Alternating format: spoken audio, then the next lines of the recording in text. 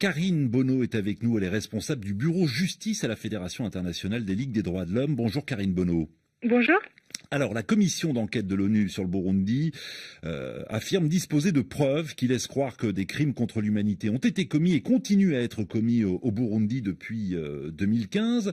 Elle appelle donc à une enquête de la Cour pénale internationale. Seulement, le problème, c'est que dans un peu plus d'un mois, le 27 octobre, le Burundi ne sera plus officiellement membre de la Cour pénale internationale. Le Burundi aura officiellement quitté la CPI. Quelle est aujourd'hui la marge de manœuvre de la Cour pénale internationale? Alors c'est une situation qui est effectivement inédite devant la CPI et qui est compliquée, mais qui est prévue par le statut de la Cour, puisque le statut de la Cour pénale internationale prévoit qu'un retrait d'un État partie ne peut pas mettre un terme aux procédures qui ont été engagées.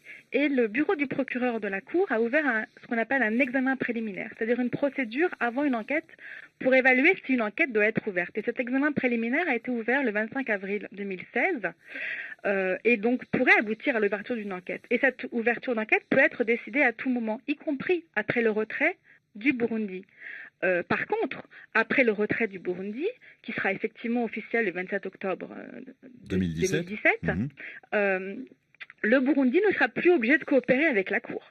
On peut imaginer que la Cour n'aura pas accès au territoire du Burundi, évidemment, puisque le Burundi est un rejet absolu de toute poursuite sur les crimes commis sur son territoire. Ce qui est déjà le cas d'ailleurs, ce qui est déjà le cas, le Burundi n'ouvre pas ses portes aux observateurs internationaux, aux observateurs onusiens, donc j'imagine encore moins aux enquêteurs de la Cour pénale internationale. Non, bien sûr, mais il a déjà été vu que des enquêteurs de la CPI pouvaient enquêter dans les territoires limitrophes, comme ça a été fait dans d'autres situations, notamment concernant les crimes commis au Soudan ou au Kenya. Alors effectivement, ça sera plus difficile, d'autant plus que c'est dans les camps de réfugiés, il y a beaucoup d'infiltration de proches du régime aussi, donc il y aura des questions de sécurité qui vont se poser. Mais la Cour peut tout à fait enquêter sur les crimes commis au Burundi sans accéder au territoire du Burundi avec les personnes qui sont ou la diaspora ou réfugiés à l'extérieur, et aussi sur la base des informations que la Commission des Nations Unies lui a transmises, avec notamment une liste de responsables qui ont déjà été identifiés et une liste de crimes bien établie depuis maintenant près de 2 ans par les ONG et par les ONG burundaises aussi d'ailleurs. Karine Bonneau, que va-t-il se passer après le 27 octobre si d'ici là la CPI n'ouvre pas officiellement une enquête? Quelle est sa marge de manœuvre?